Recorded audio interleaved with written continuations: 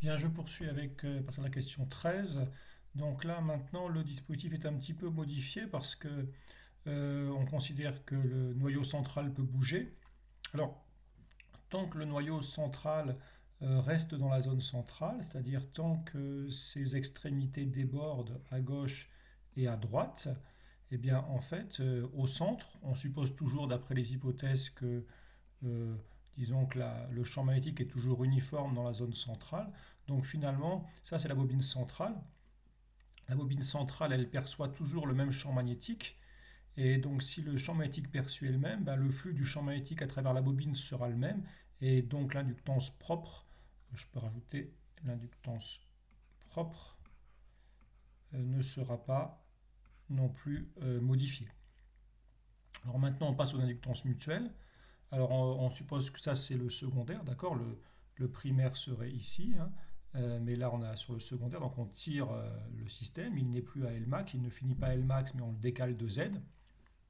Donc on voit bien que maintenant, précédemment on avait toutes ces spires qui subissaient le champ magnétique, maintenant il n'y a plus que celle-là, donc les seules spires qui subissent le champ magnétique c'est celle-ci, et on voit bien que le nombre de spires maintenant c'est la longueur totale moins Z, donc le nombre de spires à considérer c'est Lmax moins Z fois le nombre de spires par unité de longueur. Et on suppose que le champ est toujours le même. On peut faire une petite règle de 3, on voit que c'est une relation affine.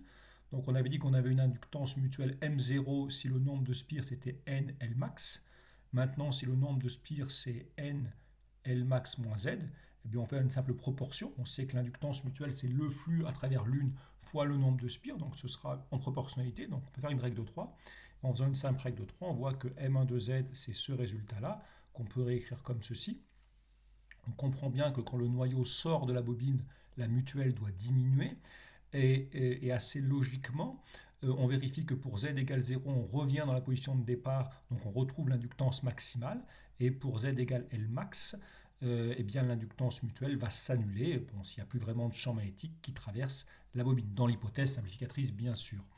Euh, Bon, pour le circuit 2, je ne fais pas. Simplement, quand on déplace ici, on comprend bien que le secteur 2, ben, il y a plus de. Ce ne sera pas Lmax moins Z, mais ce sera Lmax plus Z à considérer. Donc, c'est la même chose, mais avec Lmax plus Z.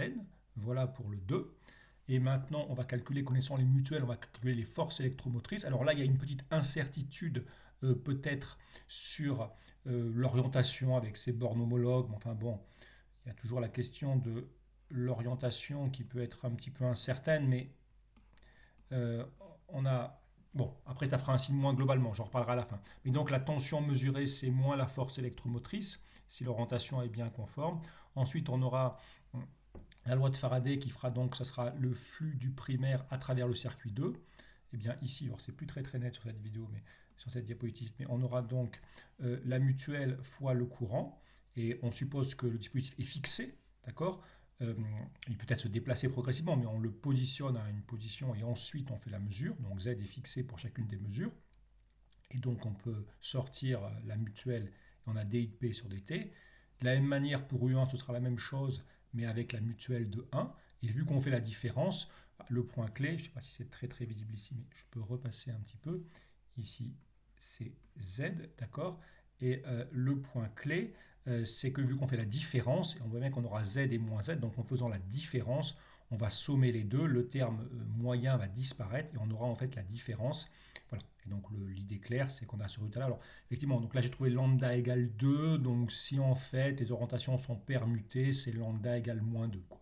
Petite incertitude là-dessus, mais rien de dramatique je pense pour continuer le sujet.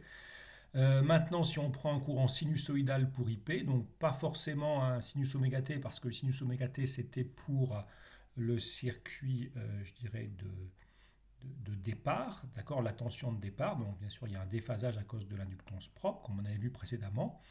Mais enfin, en tout cas, on fait la dérivée et on aura du oméga cos oméga t. Donc on voit qu'on a le signal de sortie US, c'est un signal sinusoïdal dont l'amplitude dépend de Z. Le point important, je peux repasser un peu, donc on aura 2 M0Z IP oméga Lmax.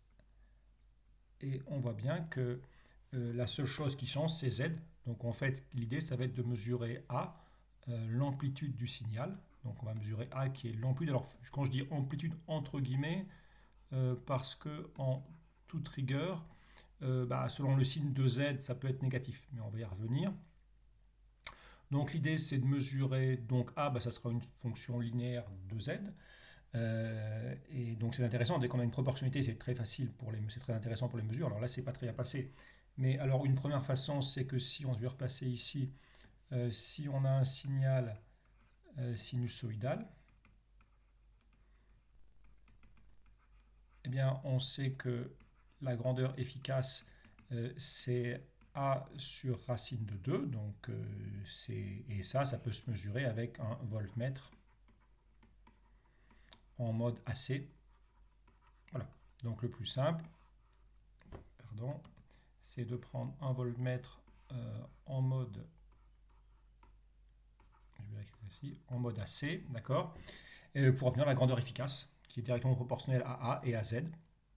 On peut aussi éventuellement, donc si on veut un dispositif analogique, on peut faire un détecteur de crête, je ne vais pas rentrer dans le détail, mais donc en mettant une diode et un RC, disons que quand la diode est passante, on recopie le signal, et lorsque la diode se bloque, la tension en V de T se décroît, le compteur se décharge dans la résistance, mais si la constante de temps du RC est grande devant la période du signal, la décharge est très faible et finalement l'amplitude de la V de T est quasiment une fonction constante et son amplitude recopie l'amplitude, sa valeur recopie l'amplitude de US. C'est comme ça qu'on faisait historiquement dans les vieux voltmètres analogiques pour mesurer la tension et donc l'amplitude d'un signal sinusoïdal.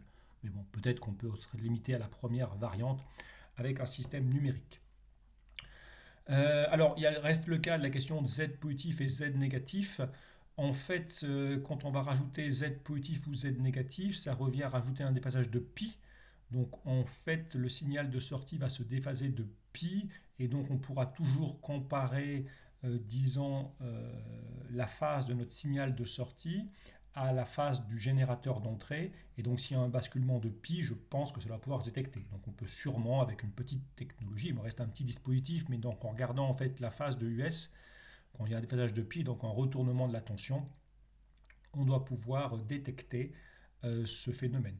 Pourquoi pas éventuellement en faisant une courbe de lissage ou en représentant US en fonction de U générateur. On aura deux signaux sinusoïdes déphasés, donc si on bascule de pi, ça se verra.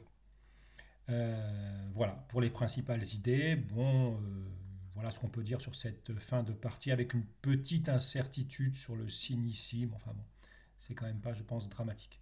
Voilà.